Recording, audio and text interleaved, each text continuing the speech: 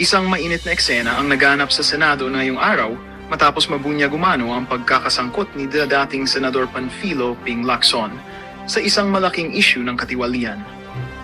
Ayon sa mga impormasyong inilabas sa plenaryo, nadawit daw si Lacson sa umano'y anomalya na konektado sa ilang proyekto na may kaugnayan sa kampo ni House Speaker Martin Romualdez. Agad namang umani ng matinding reaksyon ang revelasyong ito, lalo na mula sa mga mamamayang matagal ng nananawagan ng katapatan at transparency sa gobyerno. Sa gitna ng investigasyon, ilang senador ang nagpahayag ng pagkabigla at pagkadismaya sa nasabing issue.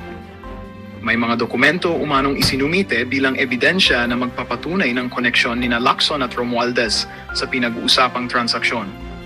Gayunpaman, maring itinanggi ni Lacson ang mga paratang at iginiit na isa lamang itong political demolition job, na layuning sirain ang kanyang pangalan.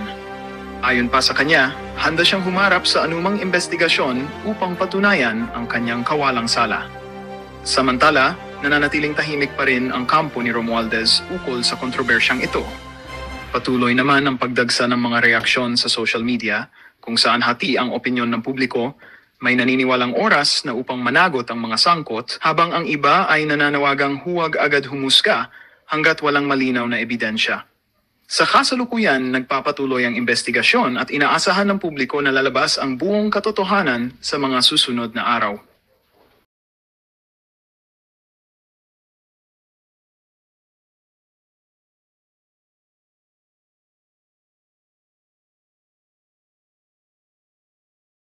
Yan ba'y pagbobotohan pa ng mga miyembro nila mismo para natin masubukan. Kung gusto ninyong maibalik ang tiwala ng taong bayan, kapag po na-identify na itong mga congressman na ito at mga mambabatas na ito, tanggalin sa pagiging kongresista. Magandang suhestyon. Kasi kung inyong bibigyan proteksyon ang kapwa ninyo, buwagin na yan.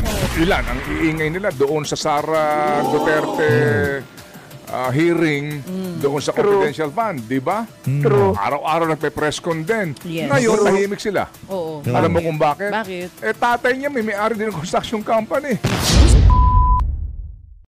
Naku, parang si Rog Gutierrez yung tinutukoy na yun itong si Manong Ted. Di ba yan si Rog Gutierrez noong kasagsagan ng confidential fund issue at yung impeachment nitong si Vice President Sara Duterte, mayat maya nagpapapress con yung mga yan. Diba? Mayat maya ho talagang todo biraho sila pagkausapin ng confidential fund at paninira dito kay VP Sara. Pero pagdating ho, diyan sa issue ng mga anomalyang flood control, hindi ho natin sila maagilap. Pero bago ho yung talakayan na yan, itong si DJ Chacha at itong si Manong Ted Filon at yung interview na yan, nitong si Congressman Mike Defensor dyan sa SMNI. Kung bago lang ho kayo sa PH Updates, ang like at ang subscribe, masaya na ho tayo dyan sa mga gusto sumali sa ating community. Yung join button nandyan lang ho sa baba. Ayun na nga mga kababayan, hindi na ho nakapagpigil itong si Manong Ted Filon at tuluyan na niyang binira yung mga maiingay na congressman noong panahon ng confidential fund issue. Pero ngayong panahon ng flood control anomalies, hindi ho natin sila maagilap. Ito, umpisahan ho natin ang ating talakayan. Okay. At yan nga po ang ating Think About It episode. Ang daming comments ng mga kapatid natin dito sa YouTube. Naku po, ang ganda-ganda daw ng Think About It at ang ganda rin ng awitin. Sabi dito ni Sir June Tantoco, karaniwan ng magnanakaw, sila ang pumipili ng kanilang pagnanakawan. Pero ang politiko, sila ang pinipili ng kanilang pagnanakawan. Oo nga, Ordinary thief. Oo nga. Ang Political galing thief. ng ni Sir June Tantoco, analyzation mo ha. Sabi ni My Purchaser on YouTube, ICI ginamit na pang cover up lang yan.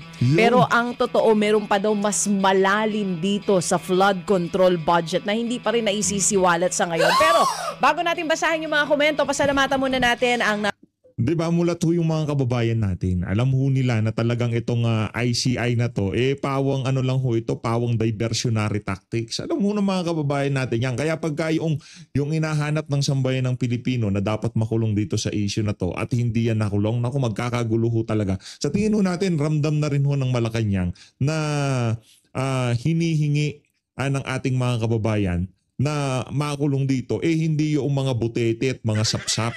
Ang hinihingi hong makulong dito yung mga matataas na opisyal dyan sa House of Representatives. Kasi ang problema kasi dito kay Marcos Jr. kaya ramdam natin yung pagiging alangan niya na ika nga tuluyang mag-all out dyan sa House of Representatives. Pinsan niya matatamaan si Martin Romualdez Si Saldico wala ho silang pakialam dyan. Una sa lahat, wala na ho siya sa Pilipinas.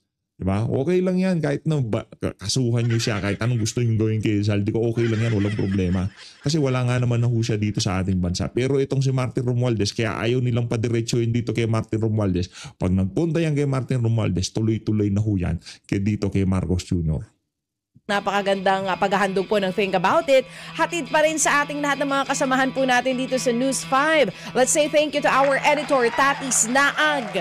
Ang ating GFX artist or graphic artist, Alan Bermudez. Kasama si Neri Mercado, Mitch Carrion at si Jojo Cuartelon. At ang mga kasamahan din po natin dito, syempre si Seth Velasquez, Erwin Ocaña sa musika at sa research po. Ay sa pangunguna naman po yan ni Kay. Maraming salamat Kay. At syempre, ang naglahad ng Think About It dito sa panulat, mga kapatid, ni Manong Ted Filon. Salamat din po mga kapatid sa inyo pong patuloy na pagsubaybay sa ating mga episode po ng Think About It. Ito lang ho kasi ngayong ating episode po, no? Para lang natin maiklaro nga, na klaro ho naman ang probisyon ng ating konstitusyon. Klaro din po yung kaakibat ng mga batas. Pero bakit nga po, di ba, patuloy po itong nilalabag at wala silang takot? I think ito ngayon ang magandang pagkakataon, girl. Ngayon po, na purgahin natin ang both houses of Congress muna. Ilan po ang mga kongresista na sangkot dito sa ganito pong skandalo ito? Kahit nasabihin na po natin na hindi mismo direkta sa mga ghost or flood control projects o substandard. Yun the fact lang na merong kang mismong construction company na nakikipagtransaksyon sa gobyerno, mali, bawal na Ngayon kasi po, maganda rin natin subukan ang good faith ng kasalukuyang kongreso, both houses, kasi pwede bang magkaroon ng separate din na lupon sa ombudsman ng DOJ na mag-iimbestiga para isa-isahin ang lahat ng kongresista? Yan. And then, ito nga po, magkaroon din ng summary proceedings nang matanggal sila sa pwesto. Yan ba'y pagbobotohan pa ng mga miyembro nila mismo para natin masubukan.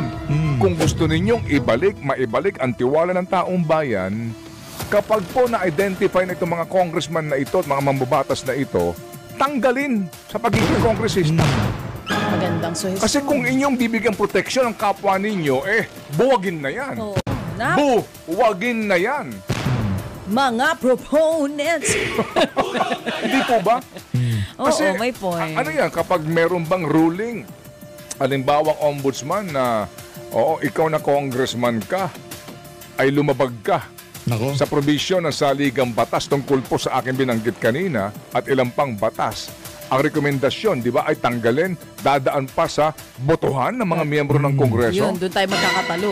Hindi po. Baka bumoto. Kalokohan yan. Kung dadaan pa sa botohan, hindi boboto, pabor doon sa mga kasamahan nila sa trabaho. Sabi ko nga sa'yo kanina, meron pong ilan ang iingay nila doon sa Sara Duterte hearing doon sa confidential fund, di ba? True. Araw-araw nagpe-press con din. Yes. Ngayon, tahimik sila. Oo. Alam mo kung bakit? Bakit? Tatay niya may-ari din ng construction company. Sino kaya yan? Parang kilala ho ata natin yan. Sino yan? Bulong mo Kapatid sa niya, akin nandun, yan. nasa listahan ngayon. Oo nga Kaya ngayon, invisible sila. Kasi ang gagaling nila during the hearing, yung pala, mga contractors din sila. Paano yan? Anong gagawin natin Hindi sa ba? mga yan? Anyway. Ang dami pala talaga nila doon. Nakita natin doon sa map kung gaano kadaming mga kongresista at kung saan nila inilalagay yung mga proyekto. Ito muna, tamang oras, 9:45. Ayun na nga mga kababayan, rekta naman ho tayo dito sa naging talakayan nitong si Sir Admar at nitong si Congressman Mike Defensor. Magandang gabi po sa inyo lahat at happy uso na kayo ng Ghost Project, kaya happy Ghost Day po. Timing talaga. Eto po, diretsuin ko na. Ano pong masasabi nyo po dahil doon sa mga una ninyong panayam sa media, nabanggit nyo po na nasa kamay ng mga Marine itong si Orly Guteza. Pero may paglilinaw po sa panayam din sa Philippine Navy kung saan under itong Philippine Marine Corps at sinasabi nila na wala daw sa kanilang kustodiya po, Kong Mike. Well, actually, Admar, sa unat sa lahat, ako'y siyempre respeto natin kung ano man yung mga binanggit ng ating Philippine Navy at kung meron mang nanggaling napayag mula sa Philippine Marines. Kasi siyempre, alam mo, medyo siguro, no? Hindi rin naman maganda dahil medyo mapolitika tong usapin na to. Maraming mga anggulo na lumalabas, maraming batikusan. And, yeah, of course, as an institution, talaga namang dapat hindi sila ma-involve. Ako lang naman, ang binanggit ko, ito yung impormasyong aking natatanggap. Ito yung impormasyon na nare-relay sa akin. Dahil hindi naman ako direct contact kay Sergeant Gutesa. Bagamat ganon, sa akin naman palagay, hindi naman to usapin ng bring me, di ba? Yung sa party, di ba? Bring me this, bring me that. Hindi naman ganito itong contest eh. Ang akin is, may sinabi si Sergeant Gutesa, kung batay doon, nakikita lang may kahalagahan at dapat pang-imbestigahan, sa akin palagay, dapat yun ang tingnan nila. At kung meron man na kailangan na paglilinaw pa si Sergeant Gutesa o nais lang patawag, ako, ang aking paniwala, nandiyan naman doon sa kanyang affidavit, yung kanyang lisensya, nandun yung kanyang address, siguro magandang ipadala doon at doon din sa Philippine Marines. Kung sakali man, bagamat hindi maaring wala sa kustodya nila, pero naniniwala naman ako na maaari nilang matunton. Kasi kung ako talaga, Admar, hindi hindi ganun kadiri sa akin. Maraming, hindi direct ako siya nakakausap, hindi ko siya wala akong nakakausap sa kanyang pamilya, kundi dumadaan din ako sa mga tulay na nagbibigay lang ng mga impormasyon o kundi kaya nagbibigay ng pahayag kung ano yung kanyang kondisyon. Ako naman kasi ang aking magmula ng Senate Committee presentation sa kanya, yun lang ang tanong ko, kung kamusta siya, kung safe ba siya, kung okay ba siya. Siyempre, yun naman ang ating unang kailangang bantayan para sa taong to dahil binanggit ko nga, Admar, sa lahat ng naging testigo dyan sa investigasyon, yang taong yan ang walang interes. Lahat ng lumabas sa investigasyon nila, may kinuwang pera, bilyon-bilyon, kasama sa kontrata, may hatian. Itong si Gutesa talagang puro, walang pinagperahan to, hindi kasama sa sindikato to, hindi kasama sa usapan to. Yung kanya, pananaw lang niya para sa bayan. Na nakikita niya, ito pala yung pera na dapat sa flood control, ito pala yung pera na sinasabi sa korupsyon, na nagugulat sila dahil napakalaking halaga ang nakikita nila sa bawat panahon. Opo. Kong, sa huling impormasyon na nakuha nyo po, ligtas po itong si Gutesa kasi meron ka rin nabanggit sa panayam na merong tumawag sa iyo na media na parang tinambangan o pinagbabaril ba? Ano ba yung kwento noon na Kong at yung latest information mo about sa kalagayan ni Gutesa? Yes, actually, Edmar, tama yun. May tumawag na kaibigan sa media at nung binanggit yun, nagulat din ako.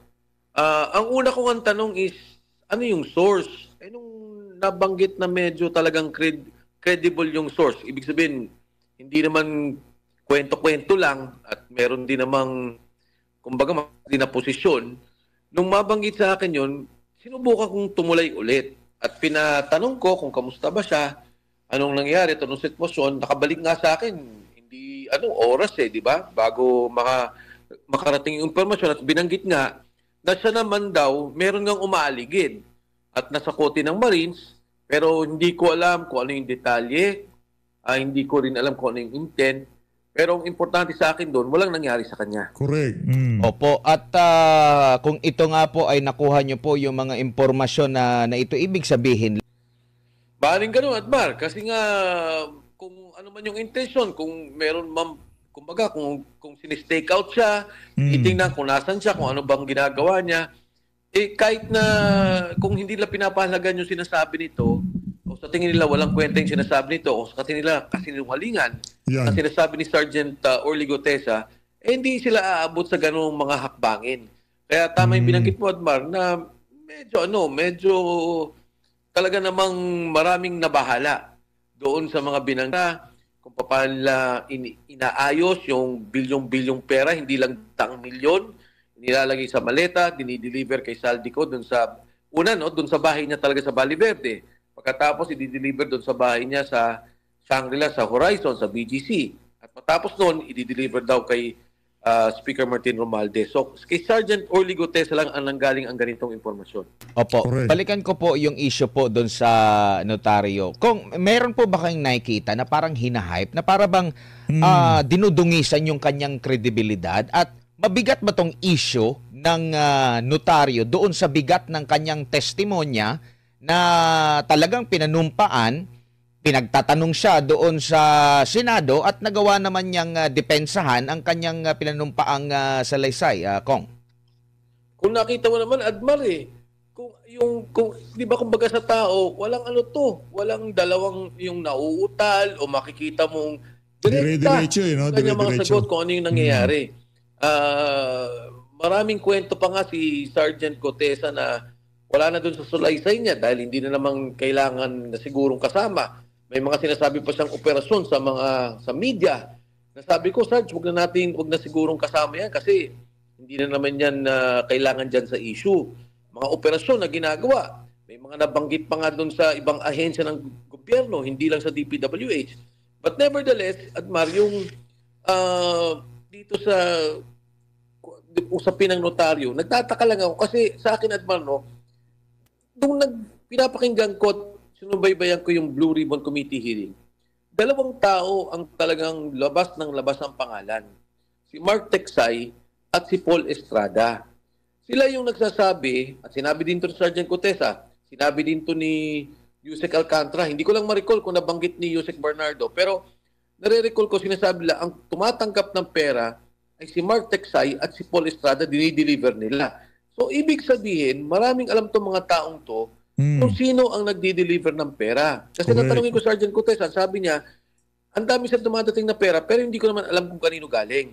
Ang nabanggit nga lang niya na medyo, nasabi niya, na aktual, ay si Congressman Eric Yap. Pero sabi niya, linggo-linggo may dumadating na pera, araw-araw may dumarating at linggo-linggo sila nagdi-deliver almost 6 times a week. So, kung titingnan mo, ito yung dalawang taong kumakamada sa buong operasyon ni Congressman Saldico na nung panahon na yun ay chairman ng Committee on Appropriations. Sila yung nagpopondo sa lahat ng proyekto ng gobyerno. Hindi pinatawag.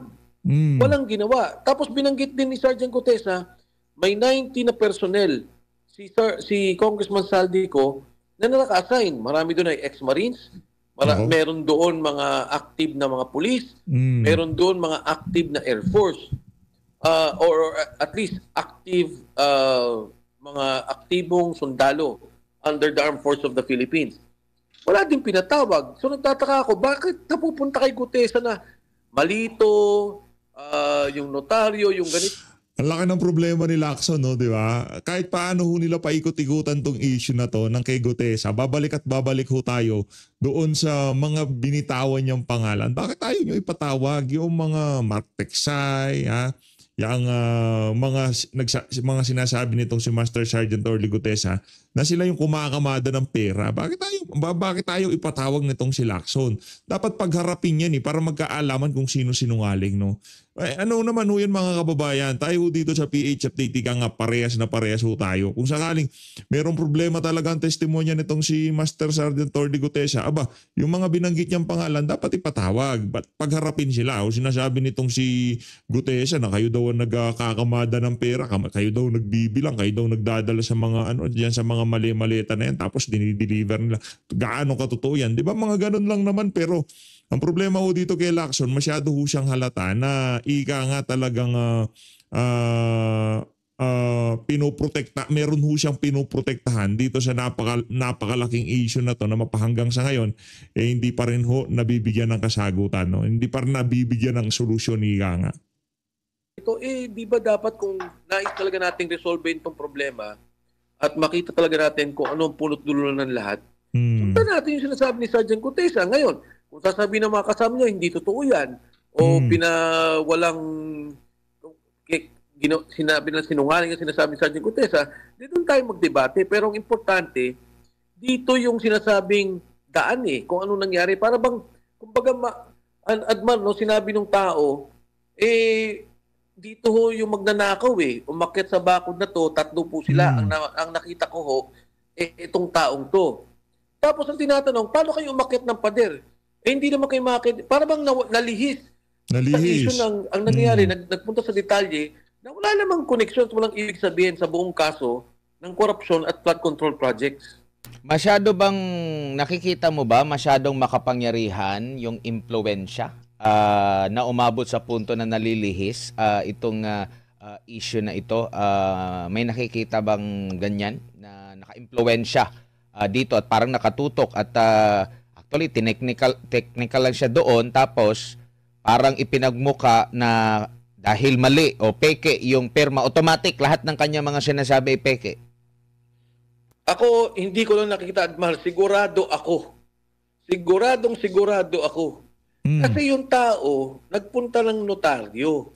Tayo, Admar, pagka nagpunta tayo ng notaryo, nagbenta tayong lupa, nagbenta tayong kotse. Hindi naman natin alam, di ba, papanotaryo natin. Correct.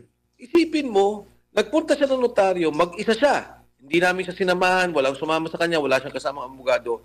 Yung kanyang salaysay, pinanotaryo niya. Ang mabigat doon sa notaryong to, hindi lang naman ngayon to. Dahil marami ding kung naalala mo, Marcy, Attorney Romy Macalintal lumabas. Sabi niya, sandali lang. Yan din yung notaryo na ginamit ko sa pag-file ko doon sa BSKE petition namin sa Supreme Court. At ito rin, ang notaryo, mismong pirma na nandun sa Department of Tourism sa TIESA. Na nakapirma pa nga dyan ay si Administrator Mark Lapid. So, ang punto ko dito, bakit biglang dinidinay ng notaryo? Pipikiin ba ni Gutesa yung seal? Pipikiin ba ni Gutesa yung rubber stamp? Di ba yung rubber stamp, ang daming detalye nun eh. Kung kailan ka naging abogado, kung anong visa ng yung notaryo. Pwede nga siyang walang notaryo eh. Umattend lang siya sa Senate Committee hearing, under oath naman siya.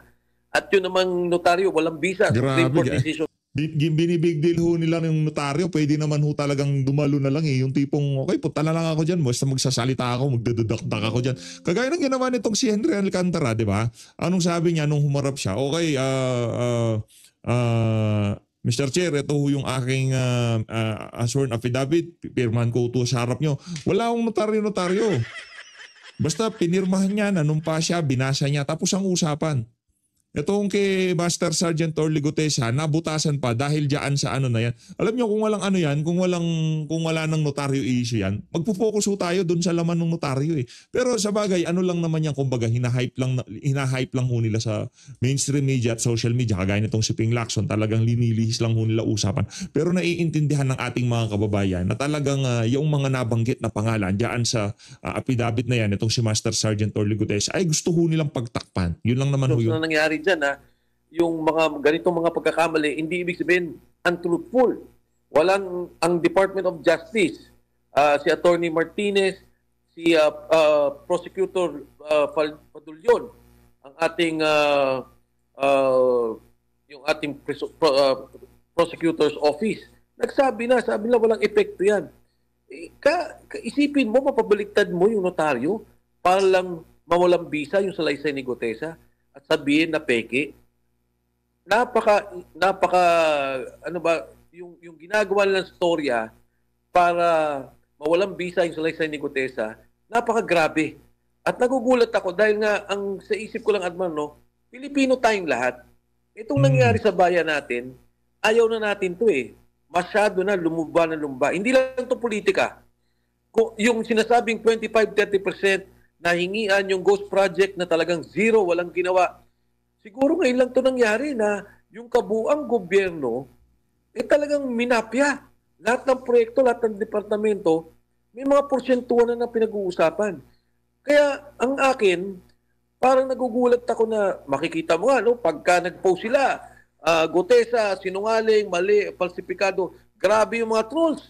Grabe ang ginagastos ng pera. So sigurado ako, hindi ko lang nakikita, sigurado ako, Admar. Dahil kung ikaw Pilipino, kahit anong kulay mo, pink ka man, makapink ka, DDS ka, pulahan ka, siguro naman dapat ang paniwala nating lahat, itong problema ng korupsyon na nangyari at nakikita natin, dapat ihinto. At dapat may maparusahan. Opo. hinarap po ba or inibitahan po ba itong si Gutesa doon muna sa yung sa issue doon sa korte na sinabing peke ang pirma? Ang sinabi ng korte, ngayon ko lang naman nabasa, sinabi daw nila inibitahan. Hindi ko alam eksakto kung saan address binigay, kung na-receive ba ni Sergeant Gutesa. Dahil ang impormasyon ko hanggang sa ngayon, kung siya naman ay bibigyan ng summons at kung siya naman ay imbitahan ng Blue Ribbon Committee o ng independent commission, yung investigation nila na ginagawa sa ICI, i-attend naman tong taong to. At wala naman siyang dapat itago. Kung ano naman sinabi niya, ganoon lang din ang dapat niyang sabihin. Sa akin nga, Admar, yung binanggit niya na sa Senado, para sa akin ay sapat na eh. Para gamitin na nilang batayan, para palaking pa yung investigasyon at gamitin din lang ebidensya kung anumang kasong isasampa nila. Opo, and naimbitahan ba siya? Kasi yung mga nagsalita doon sa Senate Blue Ribbon, inimbitahan din. At talagang yung kanilang naging mga pasabog, yung kanilang mga naging testimonya, siguro, hindi naman isinapubliko, for sure, inulit yon kasi doon din pinagbasehan yung, yung rekomendasyon